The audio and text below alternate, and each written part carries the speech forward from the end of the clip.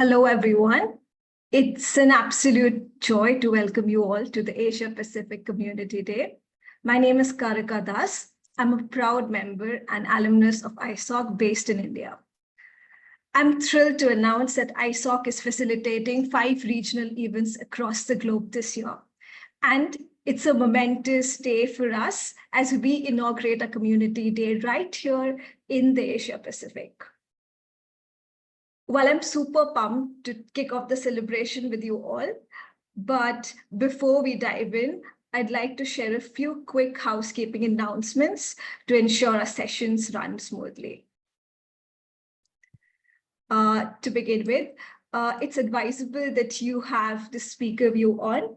Also, simultaneous interpretation and closed captioning is available in English, French, Spanish. So you feel free to use the preferred language using the globe icon below your screen. Moving on, the ISOC Code of Conduct is also shared in the chat. Please be sure to read them and keep your microphones muted so that when the speakers are speaking, they're not interrupted. Of course, if you have any questions, you feel free to raise your hand and you can ask your question. Alternately, you can also type out your question in the chat. And this session will be recorded and a link will be shared for future viewing, so you don't have to worry about that either. So yeah, I hope we're clear on the housekeeping rules. Moving on. To start things off, let's have a quick review of our session. Throughout the session, we will reflect on the impactful moments that you have created as a change makers to empower an internet for everyone by strengthening connection, expanding the internet's reach, and safeguarding it from harm. We will hear from fellow experts, internet visionaries, and community advocates. They will lead us into a rich roundtable discussion to explore opportunities to protect and grow the internet, and with topics focusing on how the Asia-Pacific community is working towards connecting the unconnected and enhancing the region's internet resilience. This will then lead us to our third leg of the session, which is our time to act session. Here, we will leverage our session insight and learning to inspire action and that advocate for and protect the internet, including the opportunities it brings. So, without further ado, let's get to it and start with a brief hello from our community.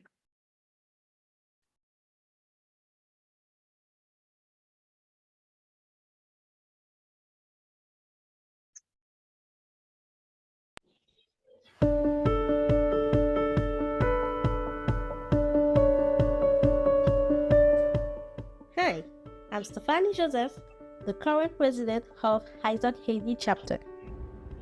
I am Carlos Vera Quintana, a member of the Internet Society at a global level and of the Ecuadorian chapter of this society. Hello, my name is Nicolas Fiomaretti from the Internet Society Uruguay chapter. Coucou, je suis artiste de l'Internet Society Madagascar chapter. Hello, my name is Engineer Only Olorudare. Hi everyone, my name is Aida Patikonate from the Internet Society Ghana chapter. Hi, I'm Maro Adib من ISOC Lebanon chapter. Hi, I am Abdurrahman Abu Talib from the Internet Society Yemen chapter. I joined ISOC because I believe in its mission to promote an open, secure, trustworthy, and accessible internet for all. I am inspired to work with the values and principles of the Internet Society, promote them, and make them a reality. I'm proud that together we are creating an internet for everyone by advocating for universal access, promoting digital literacy, fostering innovation, and ensuring a safe and secure online environment. I was seeking for advocacy and to align with my ideas regarding the internet security enhancement and how the multi-stakeholder model works. Ce climat inspiré à rejoindre ISOC, et là, ISOC fait un travail remarquable sur le plan national régional ou mondial, sa renommée ne passe pas du tout inaperçue. Donc voilà ce qui m'a inspiré à rejoindre cette communauté. Even as we celebrate our Community Day in Africa, I believe so much that there's still a lot to do, and we will definitely contribute more and more. انضميت لايزوك لبنان شابتر بسياق My Masters in Web Science and Digital Economy، ولا دور ايزوك الفعال بصناعة السياسات المتعلقة بالتكنولوجيا والإنترنت حول العالم. I'm proud that together we are creating an internet for everyone by ensuring that the internet is safe, open, and secure for all.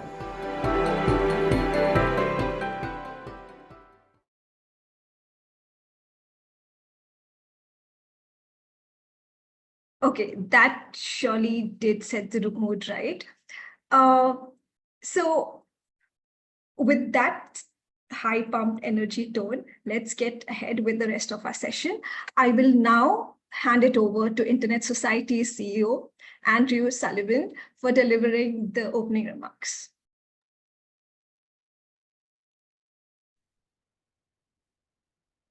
Hello, everyone. Hello, everyone. And thank you for joining us today, whether it be your morning, your afternoon, or in my case, your evening. I'm coming to you from Canada, and it is late here, so if I sound stupider than usual, that's probably why. I want to thank everybody for joining us today, because I think that one of the most important features of the Internet Society is how we work. We are in many ways organized like the Internet is. We have an overarching mission and an overarching vision of what it is we want. We want the Internet for everyone. But we're organized into these individual chapters, just like the Internet is built up of individual networks that all work together on a common purpose and with a common protocol. And the reason this is important is because we recognize that the Internet cannot be a single thing, and the Internet Society cannot be a single thing everywhere in the world all at the same time. Instead, it has to be something that responds to local conditions, that is built and develops according to those local conditions. And that's why these community days are so important, because what they do is they allow us to come together, in this case along regional alignment, to try to understand what it is that people are attempting to accomplish through their local environment. And so I'm incredibly grateful for all of the volunteers, all of the global community that gets together all the time. You know, within the staff, there's we use Slack internally, and within the staff, there's this constant beat of reports. We have this channel called ISOC Wins, which is like, it's a way of recognizing, hey, we managed to achieve these things, and our chapter engagement managers spend a lot of their time updating us on all of the marvelous things that people do across all of the regions, but especially here in the Asia Pacific region, because especially this region, being so large and being so diverse, has so many different ways in which it expresses all of these kinds of developments that the Internet is always undergoing. Different people here come from different backgrounds. Some places have very, very good connectivity. Other places have less good connectivity. Some places have a very supportive policy environment. Other places have a less supportive policy environment, I think it's fair to say. And we have work to do under all of those circumstances. But the reality is, of course, also that no matter who we are, no matter how we participate in the Internet Society, we all recognize that the Internet is under a kind of threat today that it's never been under before. When I first connected to the Internet a million years ago, nobody would have thought that the internet was a bad idea. If you suggested to somebody, hey, do you want some internet connection? They'd either ask you, what's an internet? Or they would say, yes, please.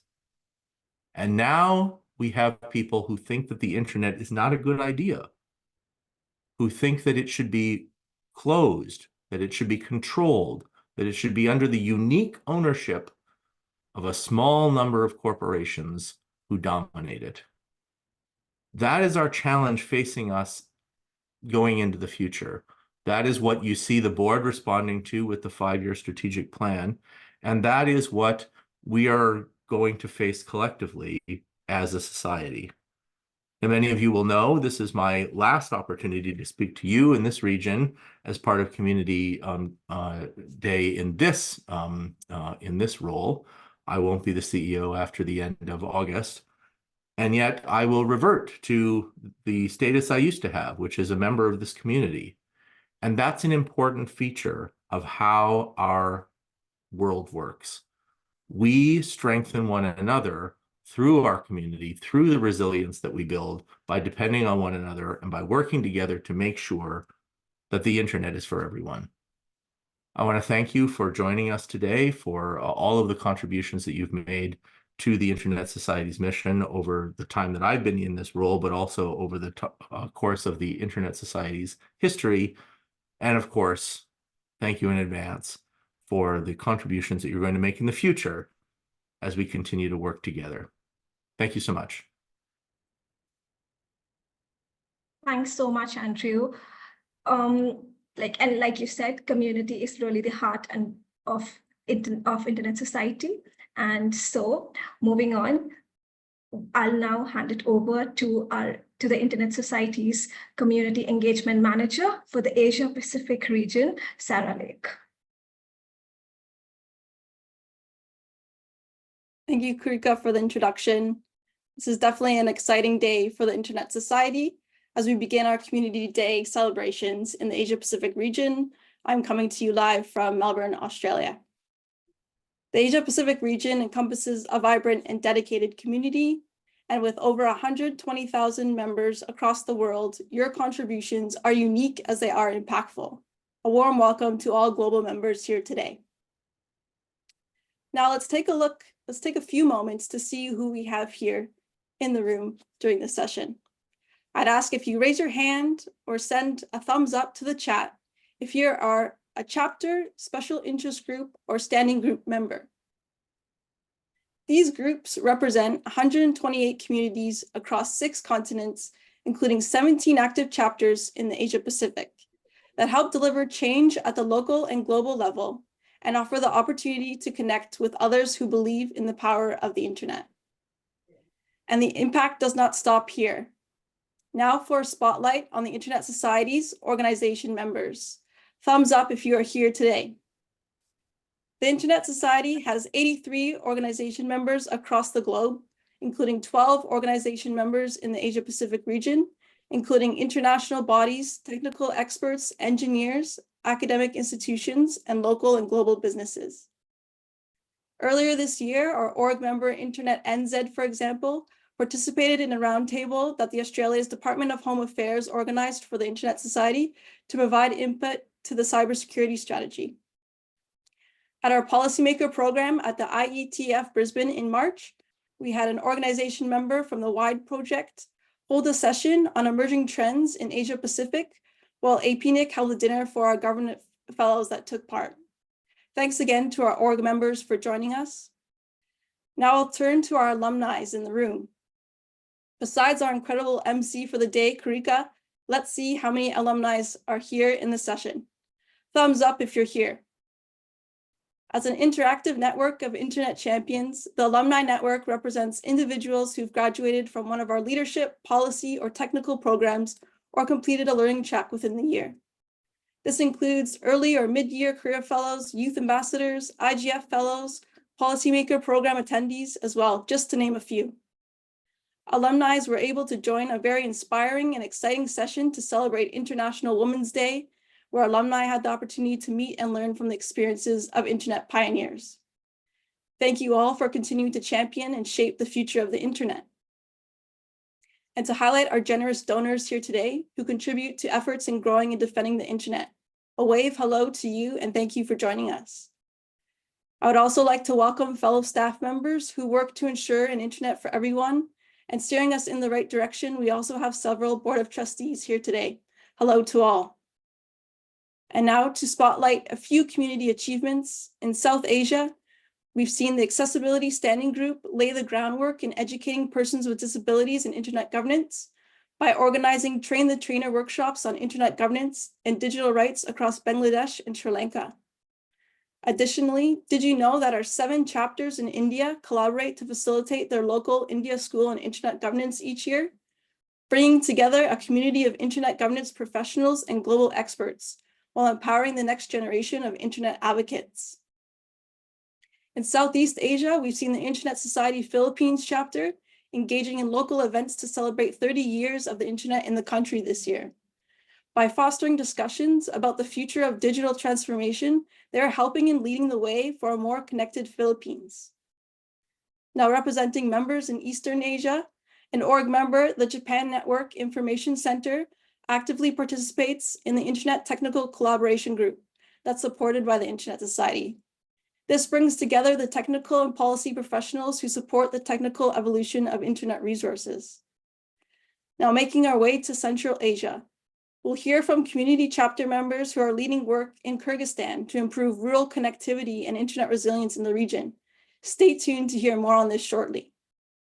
And lastly, turning to Oceania, our Internet Society Australia and Pacific Island chapters have led initiatives to influence local and global internet policies, empowering girls in ICT, and as we've seen previously, co-locate their local internet governance forums to amplify their impact. A big thank you to all for being part of the Internet Society community. And we do have some links in the chat for anyone who wishes to learn more about the different ways you can get involved with us. Finally, speaking of our valued members, I'll now hand it over to an internet visionary who's expanded internet access in Indonesia, Onno Purbo, for his keynote address. Thank you, and take it away, Onno. Thank you, Sarah. Thank you, everybody. Thank you, Andrew. Thank you, Internet Society. Thank you for the opportunity. I will like to share a little bit of my screen.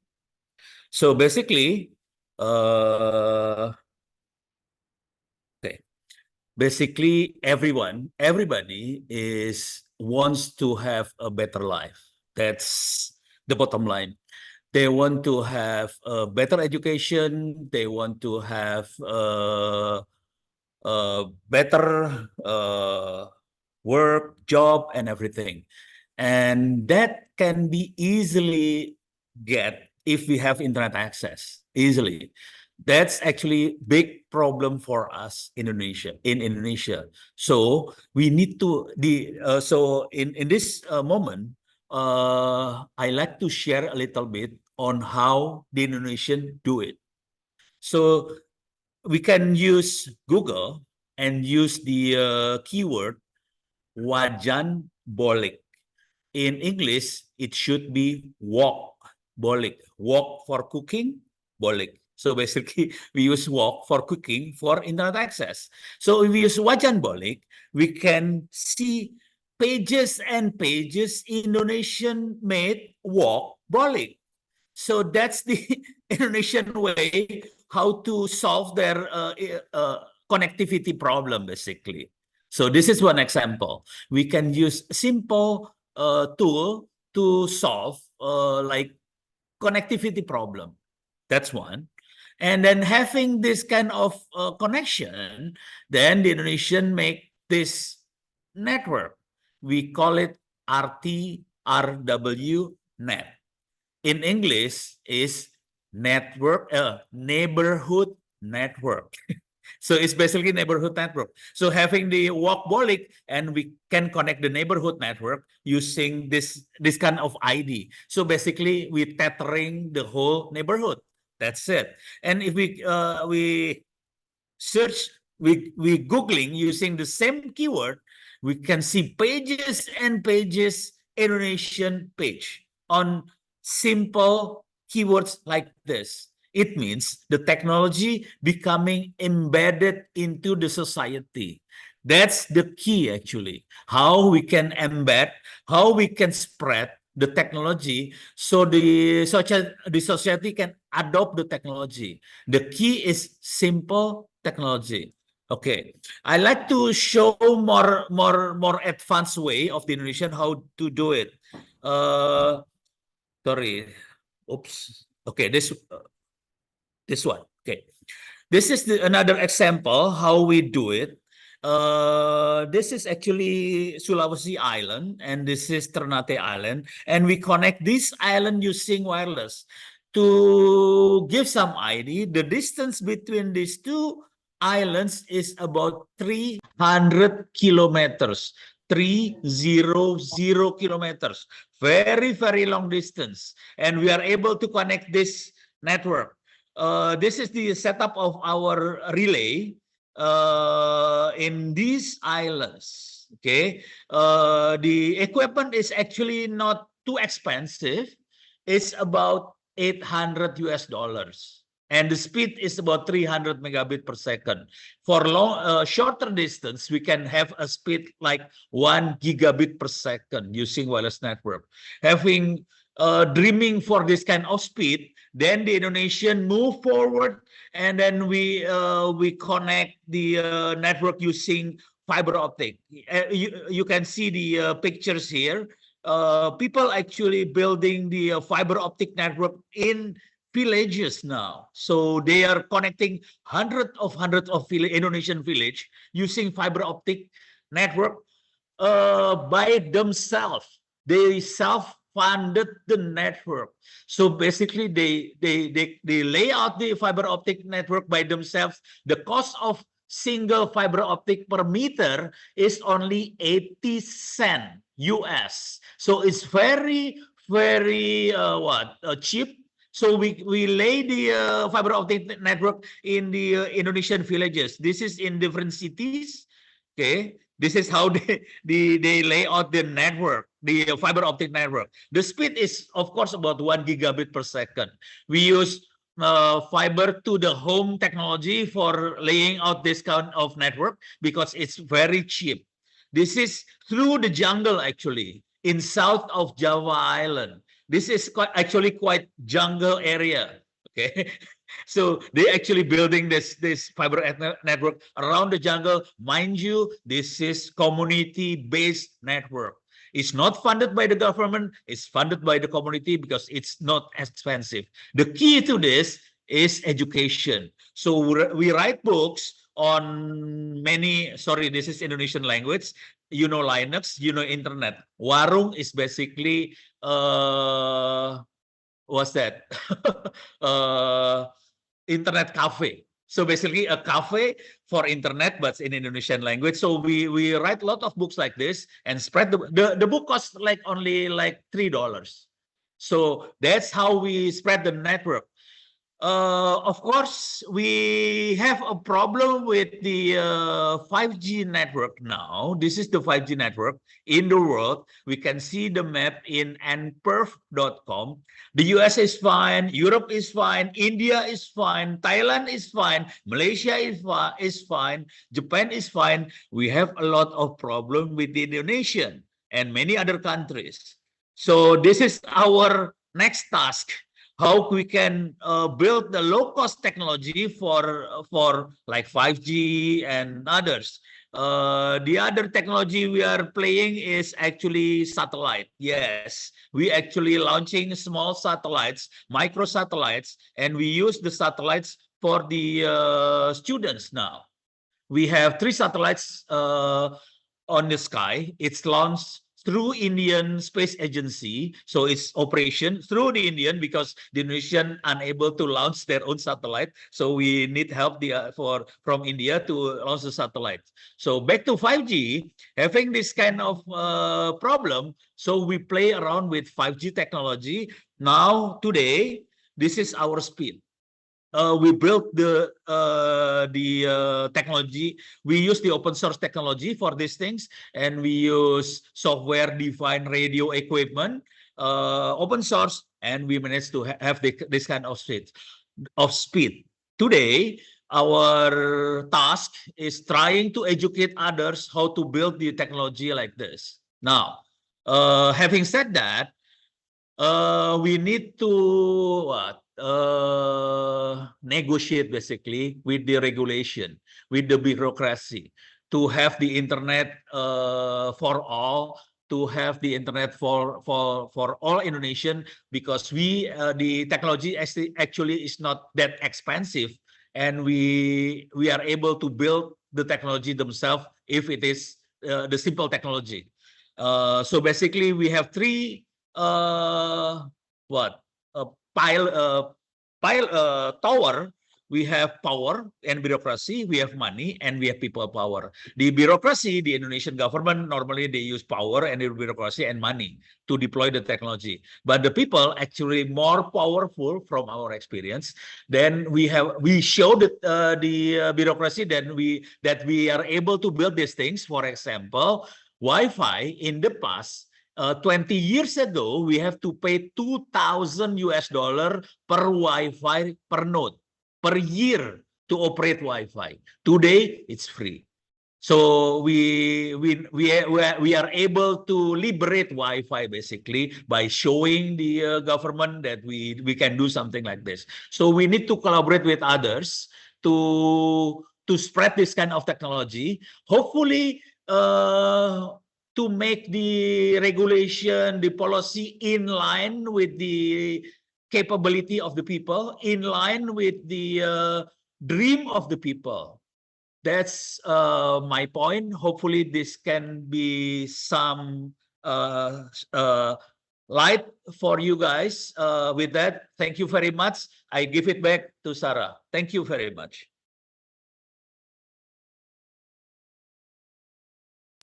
Thank you so much, Onno. Indeed, it's like incredible the work you've shown, and goes on to show how meaningful connectivity happens at the ground level. So, thank you. Thanks a lot, Onno. So now we move forward to our moderated discussion on the two opportunities to protect and grow the internet in the Asia-Pacific region. For this, we'll have with us a community expert and event participants. So allow me to introduce you to our roundtable moderators. Firstly, Charles Mock, who is a current member of the Internet Society Board of Trustees, and Maureen Hilliard, newly elected member of the Internet Society Board of Trustees. I'll now hand it over to you, Charles and Maureen, to lead the discussion.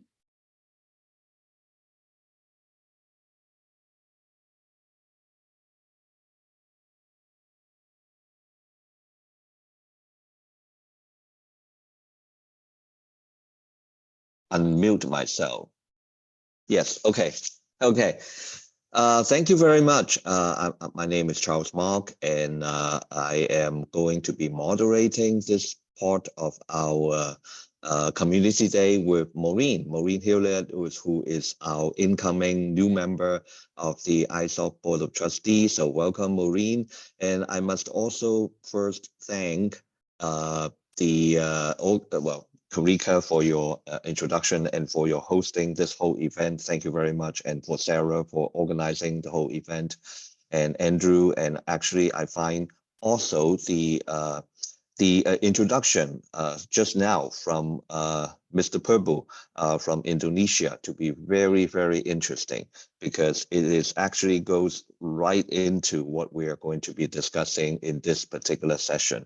The work that Internet Society ISOC is doing in bringing the internet to people who need it in different parts of the world. In particular, today we look at Asia Pacific. We have people and regions that are vastly different from one another. And that's exactly what we're going to be doing in this particular session, when we're going to be looking at the challenges and the opportunities related to building and enhancing internet resilience in many different regions in Asia. And here we have three speakers from three very different regions in Asia Pacific. And I want to turn it over to Maureen to help us introduce our speakers and where they're coming from. Well, thank you so much, Charles. It's really an honor to be here, I must admit. I hope you can hear me clearly. I think one of the things that I'd sort of like to stand, I know I'm the newbie here today, but I think that having gone through the list of people who are here and the mentioning in the chat, I feel like I'm among friends already. And the three guest speakers that we've got today to sort of like respond to some of the questions that Charles and I are going to pose are all people that I actually sort of like know well, and through my involvement with the Pacific Internet Society, which I belong to, and also the APRIGF, as well as sort of like my connection with ICANN and the BISOC chapters that are here. But afterward, of course, is a very active member within the APRIGF, and just first of all going to Sarai Davita, who is the board chair of the Pacific Islands chapter of the Internet Society, my chapter I belong to, of course. And I'm sure I've met talent. I'm not quite, I know that the name is familiar, and I'm sure it will, it'll come to me once we start asking questions. But I'm going to pass that over to Charles. Oh no, am I asking the question, Charles? Yeah, maybe you can. We can go ahead and Maureen, maybe you can help us ask the first question to our three panelists. Sure. Okay, and Charles did sort of like introduce, the whole point of what we're actually sort of like going to be discussing, of course, is internet resilience. And what I want to ask the three of you is, what are the challenges to building internet resilience in APAC?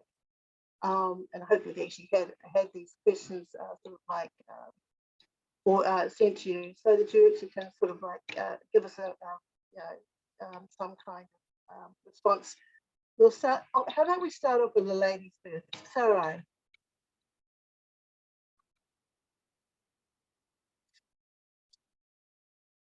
Okay, thank you very much, Maureen. I would like to thank you also for the organizers of this event, Community Day. Very pleasure to be part of this webinar, especially in celebrating the Community Day for the Internet Society. As for the questions, Asia Pacific region, I think we're prone to the same the wide range of natural disasters as the main one. And I think it covers all. A bigger challenge to building this internet resilience in the APAC, in the Asia Pacific, is the natural disasters. And that is one of the main things that bring a challenge to us in building the internet resilience. The other one is the infrastructure.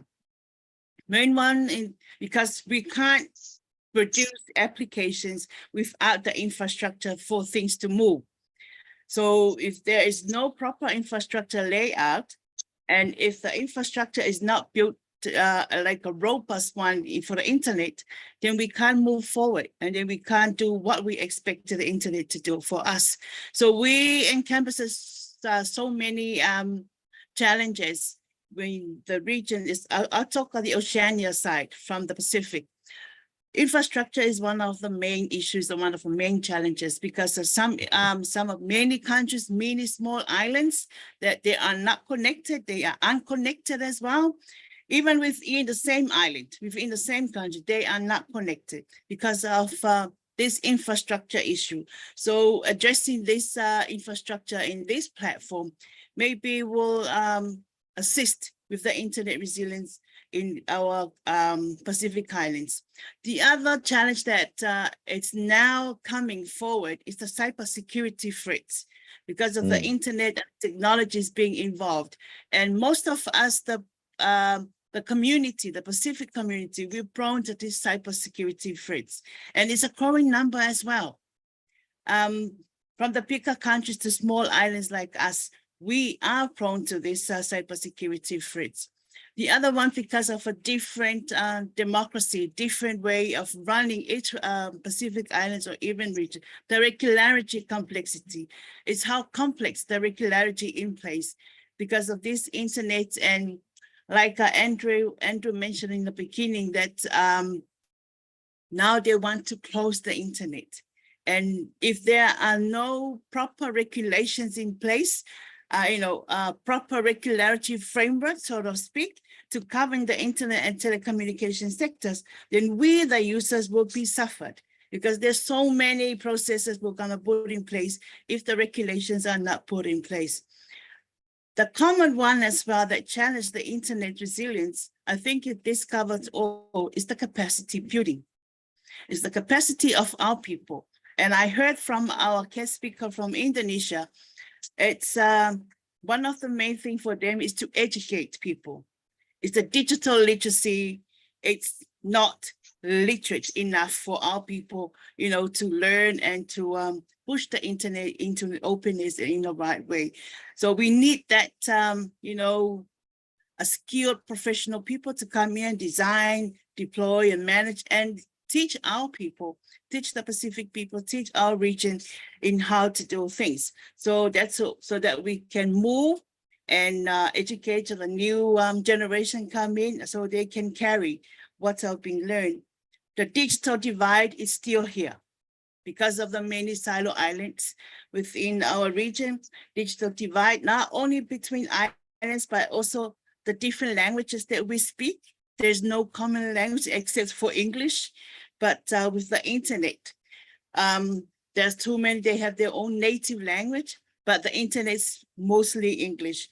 Most of our Pacific Islands, they don't have our localization language, no local language. So that is another way that divided this digital world that we're living in. So yes, so addressing this type of challenges that we have, we need that collaborative work, collaborative involvement of our community, government, stakeholders, civil societies, and international bodies like ISOC. So thanks to ISOC for bringing us here. I want to learn and listen from other chapters as well.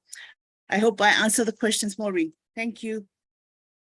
Oh, very, very well. Thank you. Thank you, Sarah. And I think you've covered, there are so many issues, but these are really important.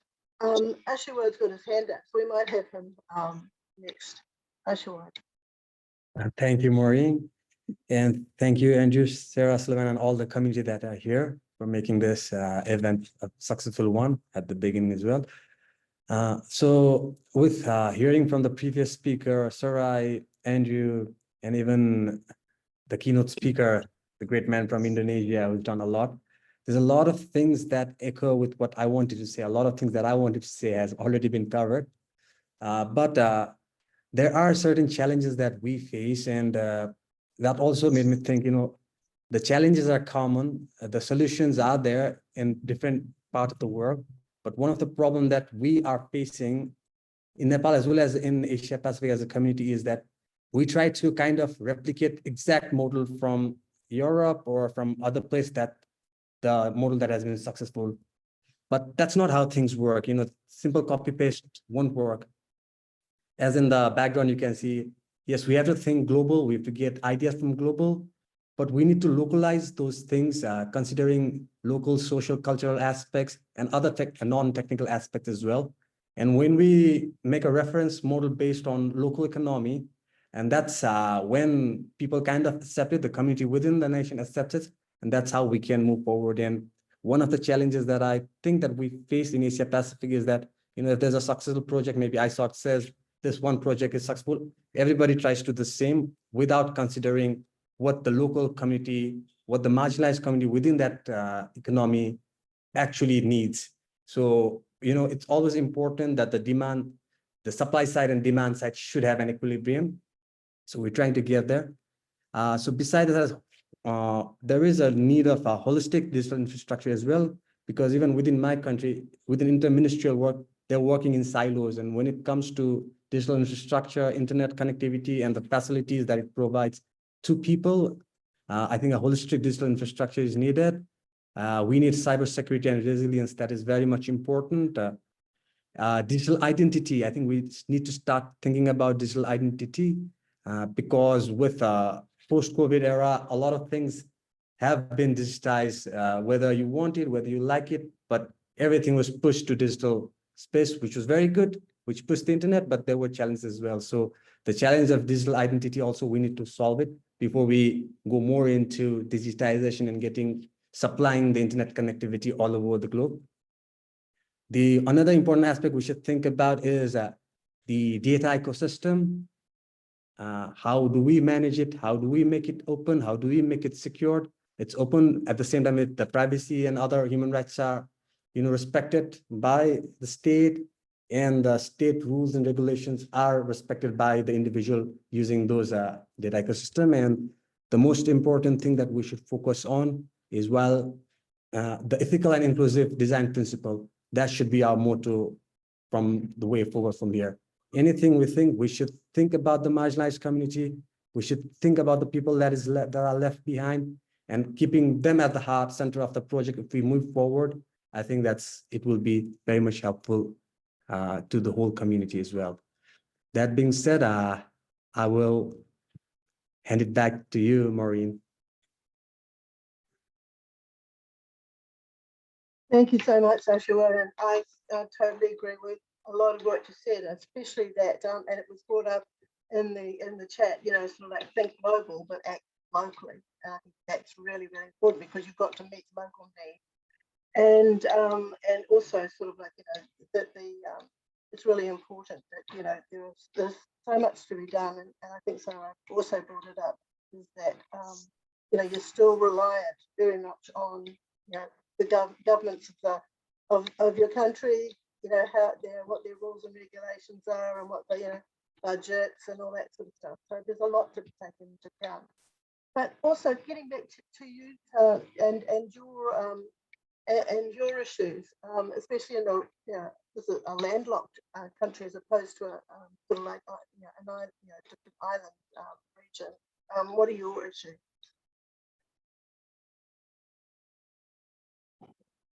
Talent, your turn. Muted. Thank you. I'm having some digital divide issues here. Thanks so much, Maureen, for this opportunity to contribute to the discussion. It's a pleasure to be part of this very distinguished group of speakers and participants.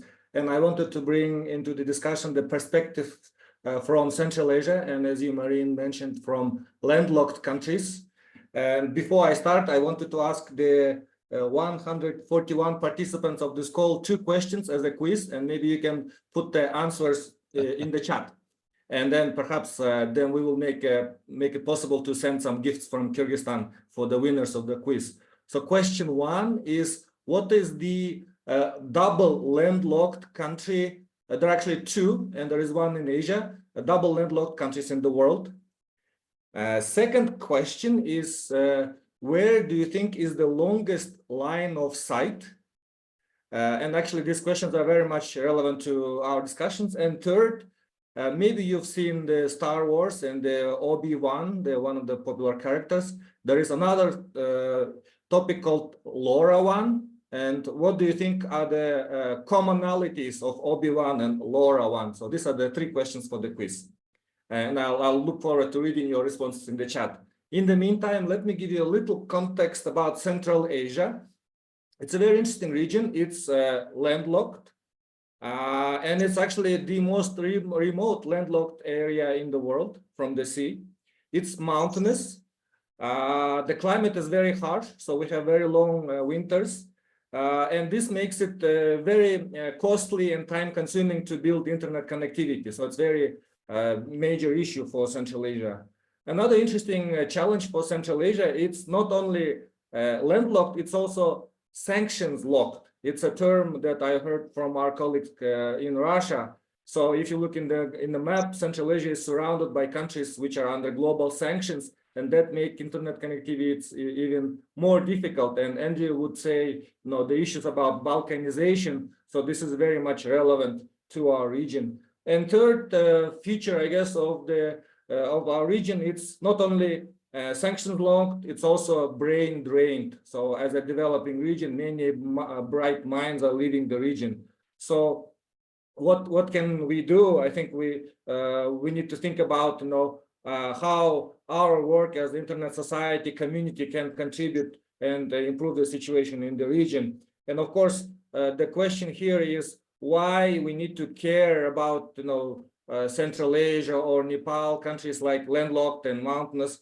well, our region is considered to be third pole. So the third biggest supplies of fresh water are stored in this region, and the glaciers are melting very fast.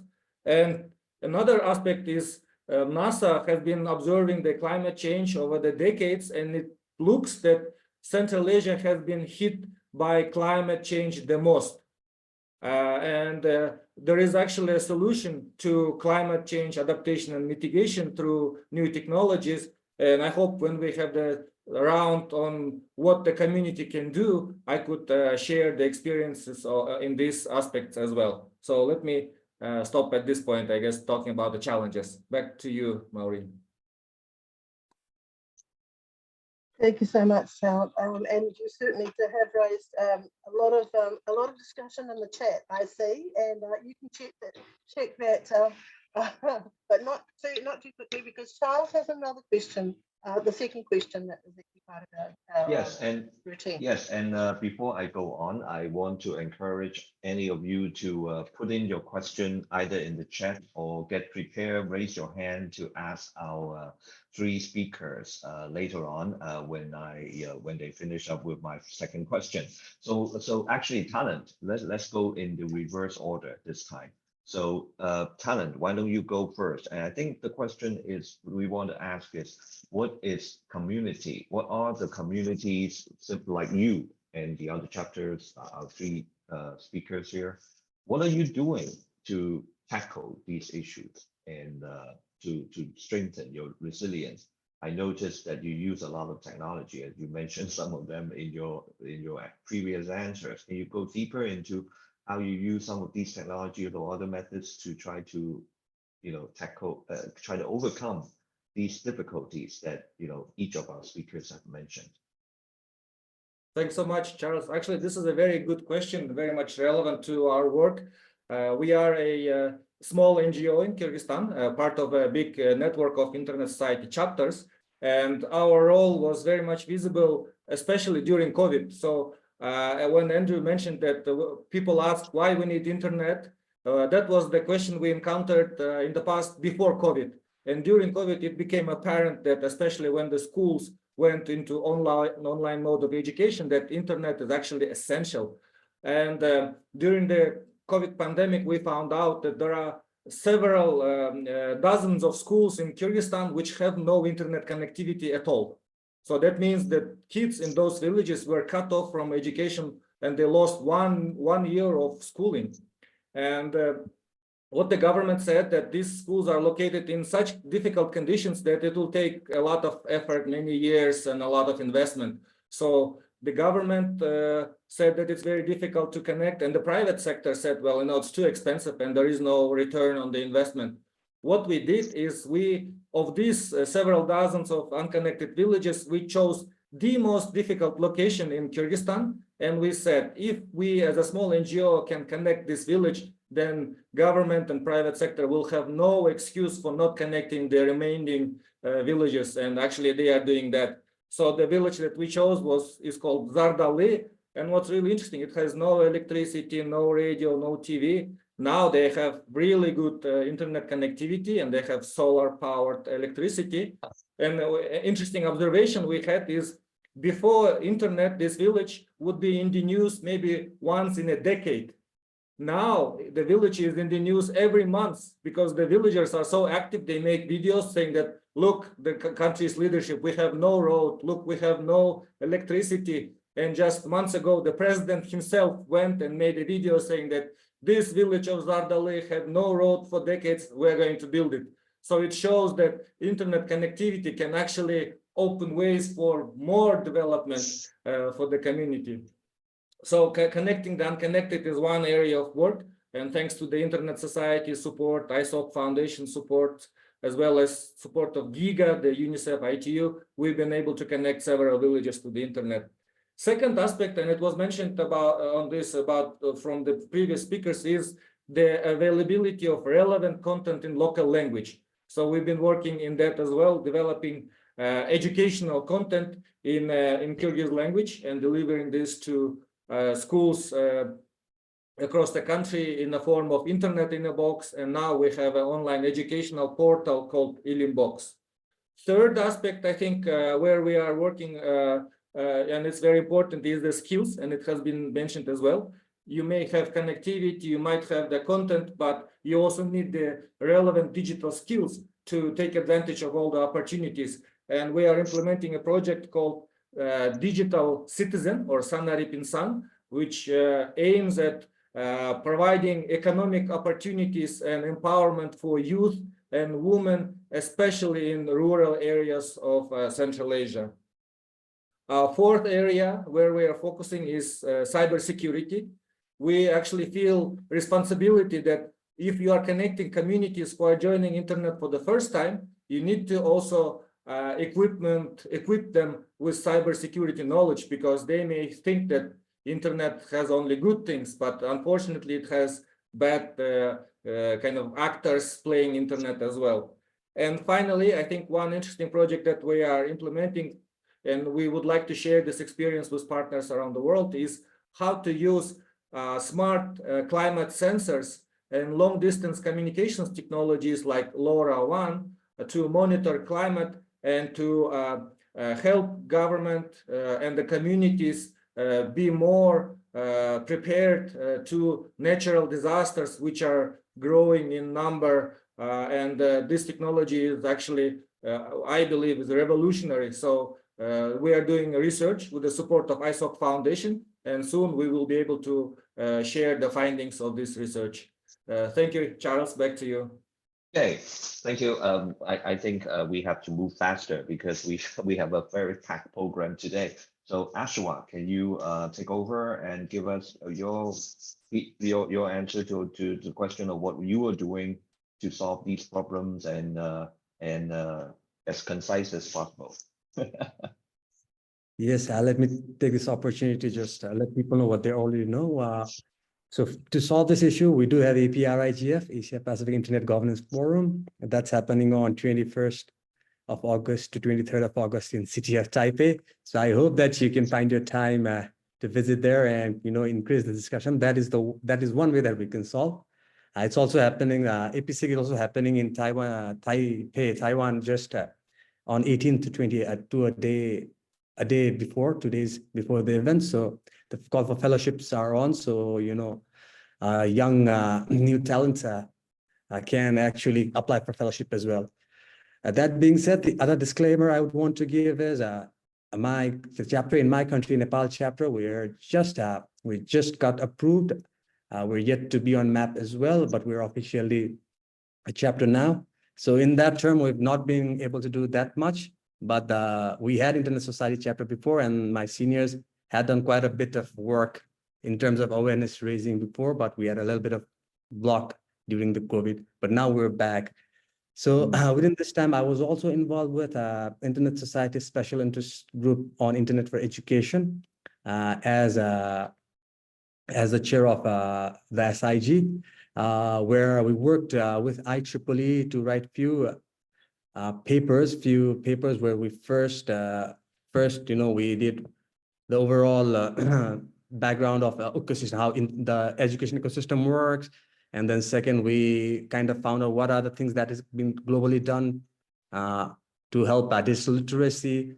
Then we formulated a framework for at least what are the basic requirements. And that was the focus was technical as well as non-technical. Technical being, what kind of connectivity is needed, what is the actual speed that Zoom recommends or Google Meet recommends for online classes, those kind of things. But more important than that, we found that the non-technical part of it is more important. How do we build capacity of teachers and educators, even the users, how we can, kind of use the students or youth as an ambassador for change in the future world or future internet that we want. And, there's a lot of things that we need to do. We have found a lot of gaps. And the most important thing that we found is that a holistic view is needed. I will share with you the papers, but currently we are in a phase that we do have a framework ready, and we are trying to move it into a standard, global standard with IEEE. We're yet to have a formal communication with ISOC, global ISOC org regarding that. But the next plan that we're thinking is that we kind of make a reference model in Nepal. We make sure that what the reference model, the frameworks that we build actually works. And once we prove that reference model in Nepal, we're thinking about moving it for making a global standard on education with IEEE and Internet Society if the gap exists when we reach there. So yeah, that's from my side. I'll share the link to the digital resilience papers and all. Great, Yeah, great. Looking forward to seeing that. And can we go to Sarai? Thank you, Charles. I think some of the things I already alluded by our colleagues here, but I just added to the list what the Oceania, what we currently do. Recently, we have our PAC-IGF last year co-located in Brisbane together with ABRIGF, and we had that good environment where people like-minded with this internet coming together in the same room and discuss standards, policy, and the way to move forward to tackle these challenges. And also with the PKI-SOC specifically, I'll talk about PKI-SOC, we have a mailing list here that we share our successful projects. Any challenges or any problems that you have, you can just post it to our mailing list, just like we have with the ISOC. I see a few of those. So that's the other way, being engaged and being continually communicated with these issues. Because if you don't talk about it, who's gonna come and solve it for you? You need to address it so that you can have the solution to it. The other thing that for this year, we're going to have a PAC-IGF 2024 co-located in Wellington. And thanks to the AP Nick for giving us a shoulder for us to run it together at that same time in September. That is another platform for all people to come in and then talk about the policy, the advocacy of things, the standards, as Ashwin mentioned. Yes, that's the other thing that we need to look at, the standards of development, research and innovation, because we need to research it and do more innovation of how to tackle with the internet. And the capacity building needs to be there because the technology being involved. With the the other thing that we need to look at, collaborated projects not within your country, but you can collaborate it with other regions or with other islands or with other organizations that you see that provide assistance, like Samoa IT Society Association. Recently, we had a USAID DCCP workshop last week on the digital skills and literacy. That's where we define the gaps of with the internet, IT gaps, digital skills gaps. So once we have that assessment in place, then we know what is the gap is there. That's it, is the Samoa is doing the pilot, Tonga and PNG. So we want to see more of that so that we see where we're standing. So having this kind of platform, this is a very good way for us to collaborate more and hear what others, and maybe their solutions can solve our problems as well. And maybe our solutions can help out, like we hear from our colleague here before. Running workshops, like a common interest with the common problems, that's another way to keep advocating the internet resilience. Girls in ICT, that's another way that we celebrate it virtually. And also within countries, within islands, they do their own celebrations. That's the other way to help out with our girls in ICT, promote more of ICT in the Pacific. Tech Expo is another successful platform that we've been using here in Samoa, as well as we saw in Fiji, we saw in Tonga, they have their own Tech Expo, which is something that we brought in all those like-minded technical business and share their innovations in their stories as well. So I'll stop here, Charles. Thank you. Thank you. Maureen, maybe we should go to the questions. I noticed that there is one question coming in from Mohammed. I think it's Mohammed Torres or toward. Do you want to ask the question yourself by unmuting yourself? Do you want to do that? I can do that. Good morning. Yeah, everyone. please. Thank you. Okay. So am Please, I audible? go ahead. Yes. Am I audible? Okay. Yes.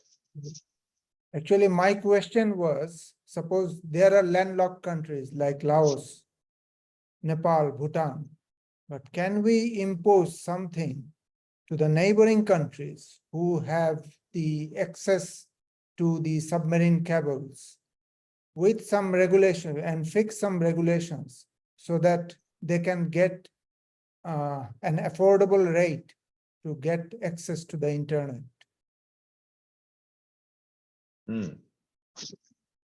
Could I clarify my question? Yeah, I think the question is clear.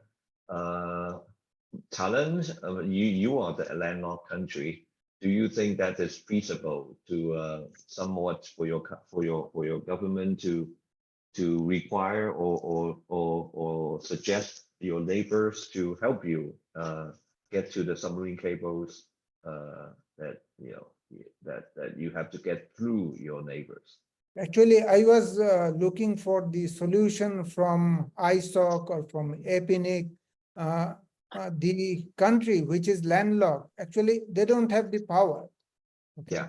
But APNIC has the power because they are providing all the resources.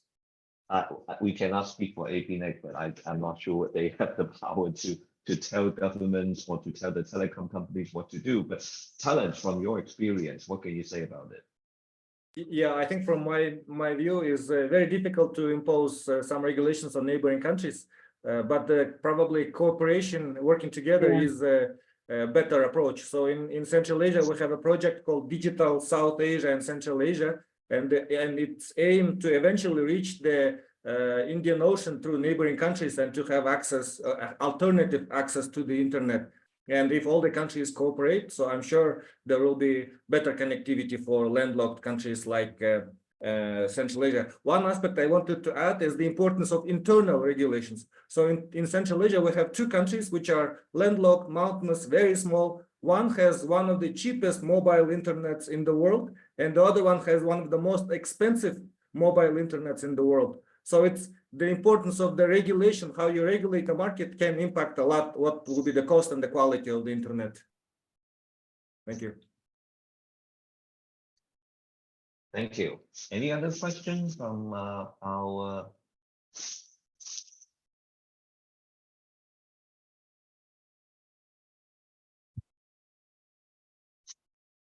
I heard that many of you, our three speakers, that many of you have been working with ISOC on your initiatives, and I want to ask you, what do you think are the areas that ISOC or the ISOC Foundation can support your initiatives even better, or are there areas that you believe that we can further devote more efforts or attention to from your experience working with ISOC? Because I think that is something that the organization would love to hear more from you about, how we can support you guys better for the things that you would like to do.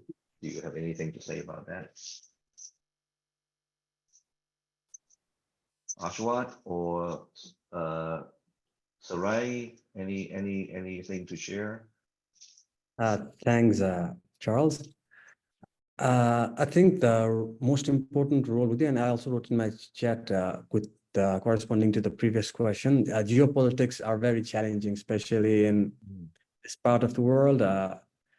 It's quite challenging because there's a lot of different political system, political regime, and they have their own goals, which we cannot say that is wrong, but let's say it's different. And sometimes coming into agreement, coming into same page might be different. And that's where I think civil societies, private sector, and a global community like ours have a hand to play. Geopolitics doesn't stop us from kind of working together for ISOC. So, you know, even if there are some specific challenges in some reason, ISOC could kind of form a coalition or from a group among the chapters from that region, and we kind of raise awareness. That's what we do in Nepal. Kind of try to bring policy reforms. That would be one small steps, but yeah, if something specific, something very bad that needs immediate action needs to be done, then I think that's where ISOC plays an important intervening role without kind of getting into the geopolitics or national priorities. Yeah. So you're sure. Yeah. May I, Charles? You want to? Yes, please. Yeah, I'll just add it to what Ashrid mentioned. Yes, the geopolitics, maybe that's another issue that ISOC can look at and advocate more. But for the current practice, for the current work that's been doing, we really appreciate it.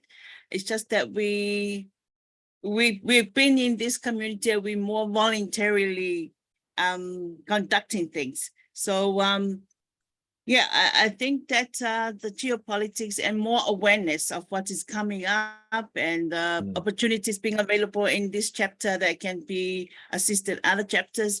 I think that's the other thing that ISOC can assist with, more awareness and look into these geopolitics. Thank you. Thank you. I see that Mr. Purbo, you want to ask a question, or maybe you have something to add? Thank you, Charles. I like to add something from our experience in Indonesia. In the past, for example, in the past we have to pay like $2,000 to the government per Wi-Fi, per access point, and that's very expensive. And then we actually teach others how to build these things. That do not change the government policy to make us pay to the government. What make the Indonesian government change is when other country invite us. So basically the international society acknowledge what we are doing. That's actually will make a big pressure to the Indonesian government, and that's actually change the policy.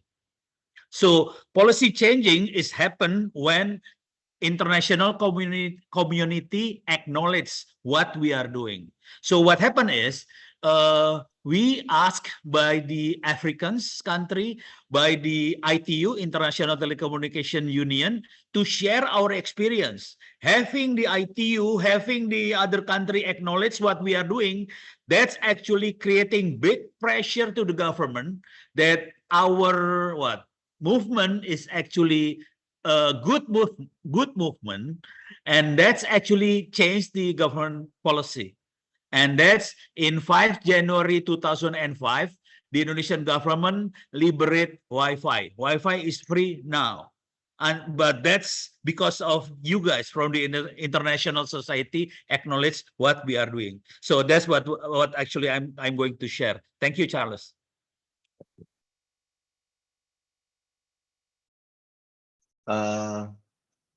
We do have a few questions. Maureen, you can also help us look at the chat too. I think there are a couple of questions. One of them is about digital accessibility. So maybe the question is, what can you share about what across the Asia Pacific region our community is doing regarding the issue of digital accessibility in line with our purpose of making the internet accessible for all? Anything in your experience for our speakers that you can share, or maybe Maureen, you can also help. You can also share some of your experience in this. Well, actually, Charles, I was just, there are two people who've actually asked the same question for talent, and it's whether Starlink has been employed within your area. Actually, Starlink is planning to come to our region. It hasn't arrived, but we are eagerly waiting, because of the few villages that I mentioned, there are still a couple of villages at least that connecting them through traditional broadband or radio signal will be extremely costly, practically impossible. And I think the only viable solution will be satellite communications. So there are a few companies now looking into entering the market of Central Asia, and we're just waiting eagerly for that. Right. Oh, well, I think you've answered the question that's been put a couple of times in the chat. Thanks. Is there anything else I don't have to? We have a couple more minutes. We want to see if there might be one last question from anyone on the call today. For our speakers, particularly. There is one question here, Charles, about can we have available the Internet Society learning platforms to run locally within our time zones? I think it's one of the sort of real areas of concern is that a lot of the a lot of events are sort of like run at times which are totally sort of like incompatible with a lot of our members. But then again, the Asia Pacific region is also very, very expansive. It's very broad. I mean, there's 12 hours between me and Armenia. So how do you choose a time? So it is difficult. But, see what we can do. I see a hand. Christine, you wanna come in? Yes, just very quickly. So that definitely is a possibility that the learning team sets up bespoke learning courses for groups in given countries across time zones. So that you would set the time zone. The minimum requirement for that is to get a group of 25 people together, and the learning team, I'm not sure. Joyce, are you still on the call? I am, Christine. Good morning, yes, everyone. I want to jump in on that. Do you want to jump in? My face as well. Hi, everyone. Right. Yes, Christine, I think you said it all. We have the opportunity to set up on-demand courses, and we've done for many of the chapters already, and actually some of the universities that collaborate with our chapters as well. So we can set up these courses, any of the 17 courses we have online. We have. I'll share the link. I'll share the link to the list of courses in the chat in a second. But just send an email to learning@isoc.org. I'll put that in the chat as well, so you can pick that up, and we can set it up on your time zone. We can even work with you to find a tutor that would be from the region, because I heard Asher, what you said it very nicely. It's important to put the local context in whatever the training is as well. The technical pieces may be the same, but the local context needs some explanation and contextualization, as it says, yes. And so we can work with you on that as well. So happy to connect you with the people on the team for that. Thank you, Christine. Okay. Hello. Yes. Hello. Who's speaking? Hello. Hello. Yes. I want to ask one question.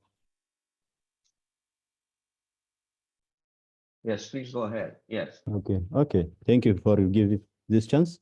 And I have one more question regards to the digital media. So what's as long as different infrastructure division is there is an effort on use of digital media between rural and urban areas. So regardless to that, what efforts are being made to bridge the digital media divide between rural and urban areas in the world as well? And also as your membership or as your community, what kind of measures are taking now? The other thing, the other question is also, even though the digital media is very important, but sometimes it's very influential. So it is influencing about on the political discourse and also activism from the world. So how can you intervene such kind of impact of the internet? It's a huge question, or several questions, but we only have 1 minute. We really have to move on to the next part of our session. I wonder if any speaker would have something very quick and brief to answer. Otherwise, we may have to take down the question, and we will definitely get to all the questions, even including in the chat that we didn't have time for, and we will try to answer them as best as we can after the meeting. But I'm not sure if any of our speaker may have any feedback right away, or Maureen, or Talent. Go ahead. Thank you, Charles. Just a quick response is that we are focusing a lot our work on promoting content in local language. So surprisingly, very little information is using local language and especially digital media.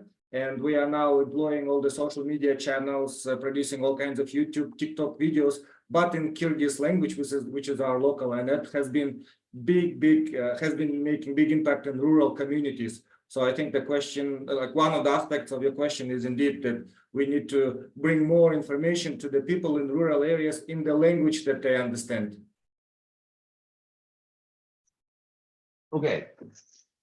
So maybe we have to move on to the next session. Maureen, do you agree?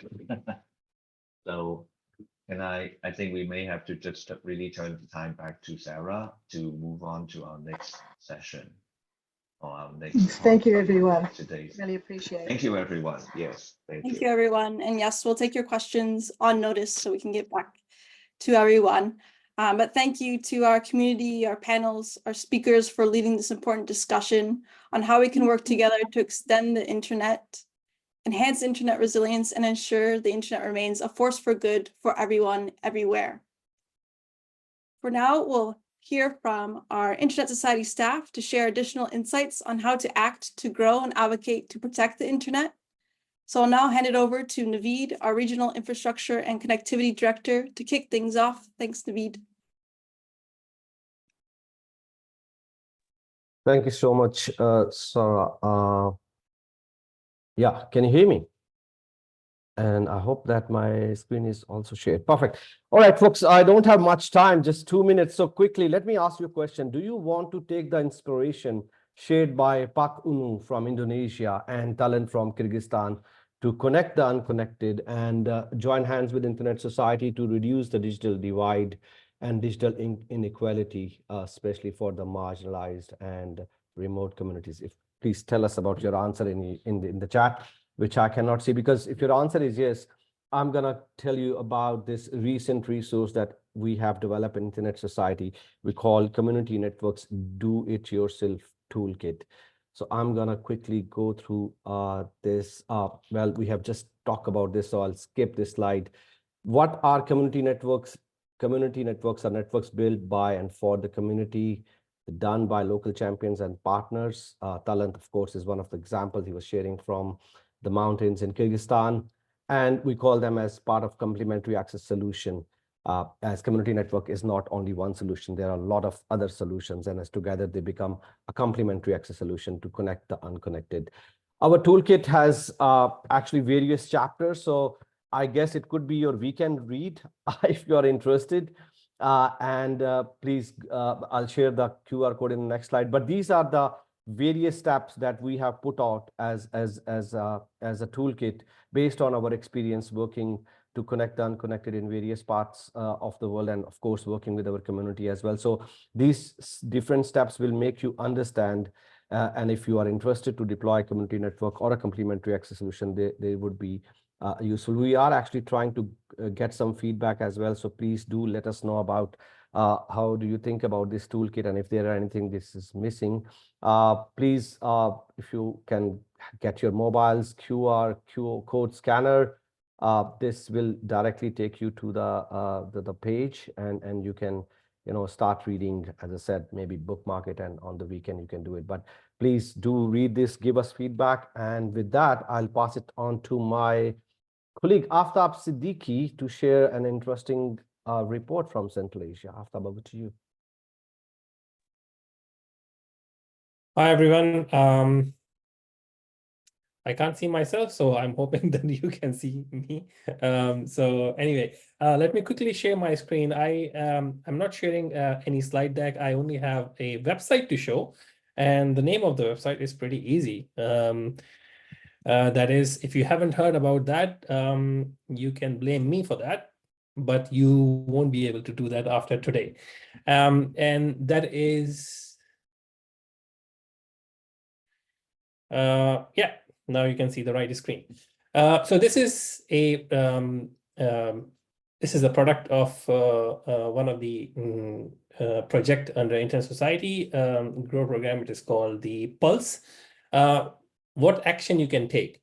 The action you can take is, number one, go to this website and check the internet resilience of your country, which is called the Internet Resilience Index. Talant was mentioning about the problem in the Central Asian countries, and of course, there are many. Number one, they are landlocked, all of them. And it took me some time to understand why Caspian Sea is not considered as a sea, because it's a large body of water, and I'm pretty sure Talant must be laughing on this one as well. But these are the things you learn, that what is the plight of the landlocked countries, and you heard about that quite a lot. So in our Asia Pacific region, we do have Nepal, we do have Afghanistan, we do have Bhutan and Laos, which are landlocked countries. And in fact, some of the SIDs, which is called the small independent, the island nations in the Pacific, they have this similar kind of problem because of the large body of water around them. And it's hard to connect. So it's not about connectivity. It's not about having a sea next to you in case of a Pacific nations, or it's not about not having a sea. If you go through the Internet Resilience Score, you will find out that there are many facets attached to a resiliency of the infrastructure in the country. As Talant mentioned, they are working on localizing the content. There are so many chicken and egg problems that we need to understand. So the first thing you can do is go and look up these scores and understand how these are calculated. And you will understand that it's not just about having a good connectivity. There are many forces attached to it, which is, it could be a number of cables coming into the country. It could be number of wireless connectivity or terrestrial cable. So please have a look. That is the only message I have for this.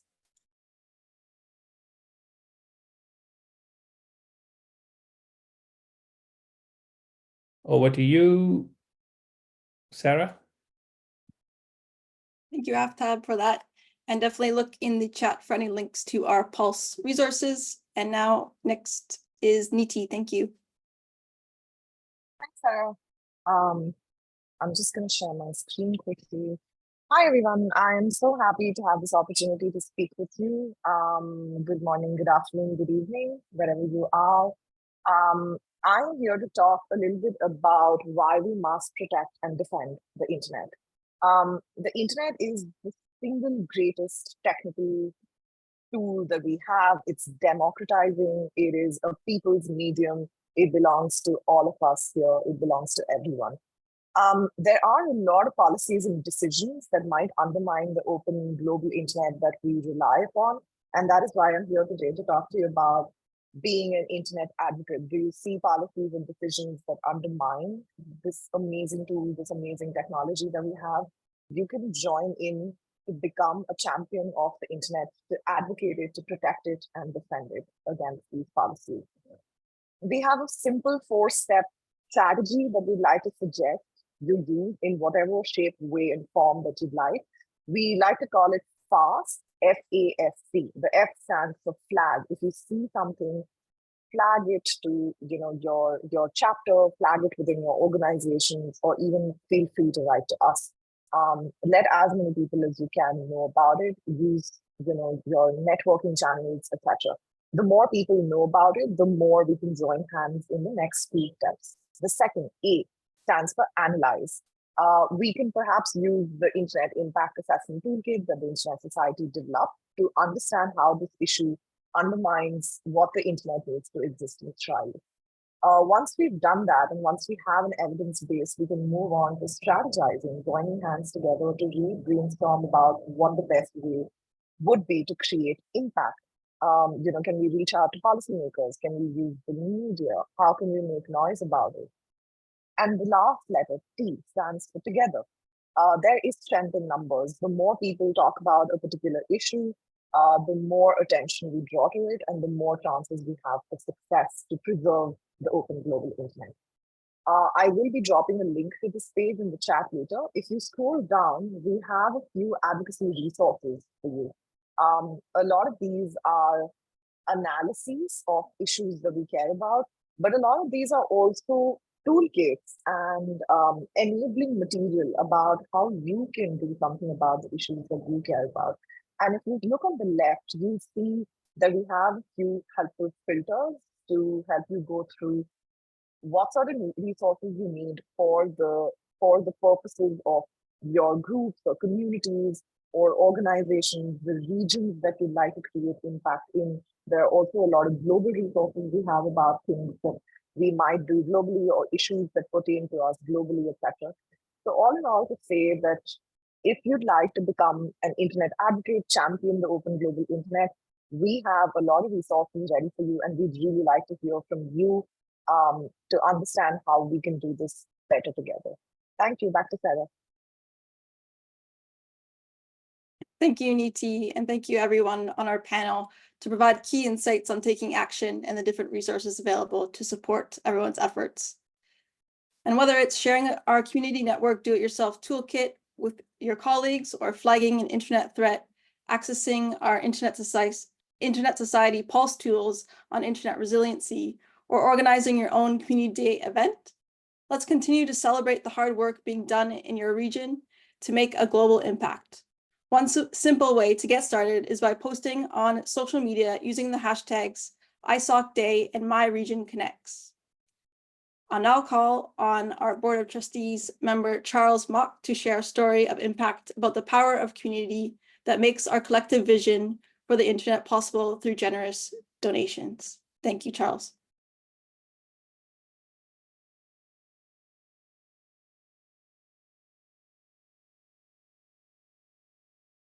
You muted, Charles.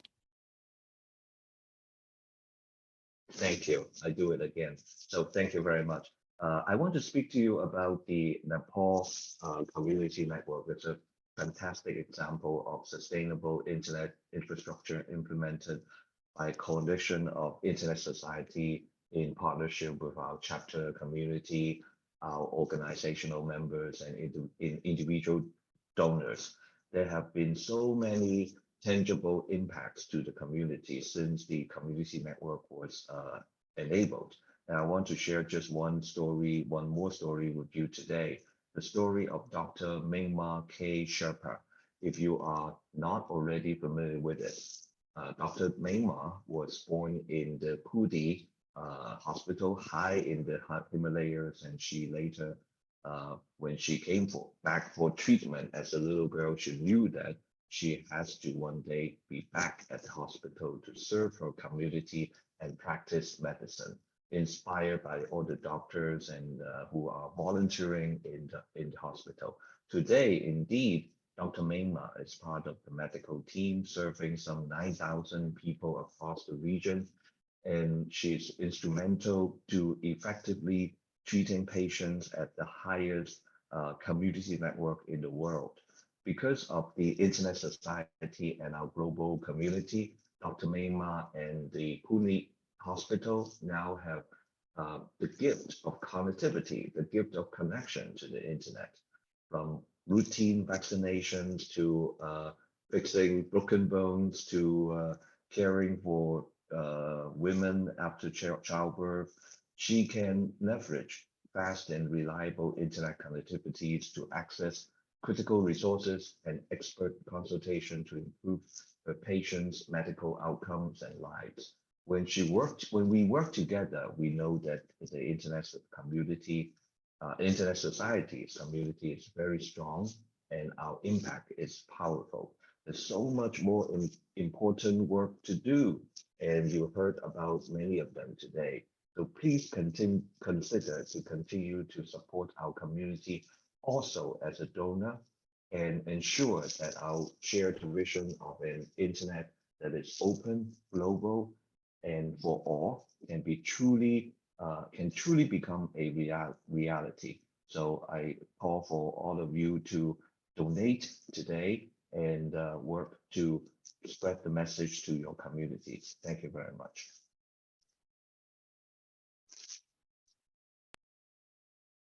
Thanks a lot, Charles. With that, we come to the end of today's session, but it's not really the end. We also have another session lined up after a short break. So today's celebration not only marks the end of what we've talked about, but it's also literally the springboard for the future.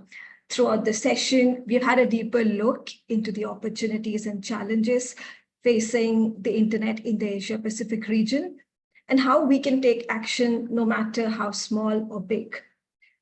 To continue to think globally and act locally on critical internet issues like extending the internet and enhancing internet's resilience across region, we hope to have your support to celebrate community throughout the rest of the year and across our upcoming community days as well.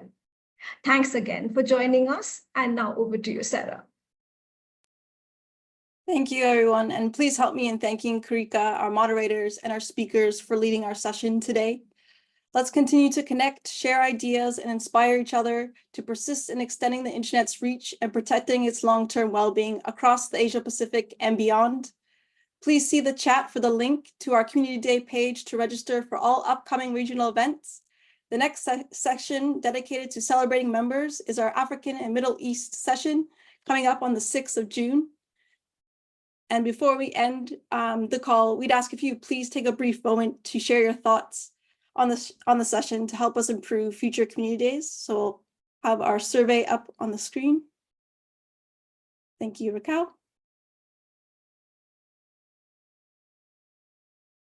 And yes, we will take a short break afterwards before we head into the board open forum on the 2030 strategy. Thank you, everyone.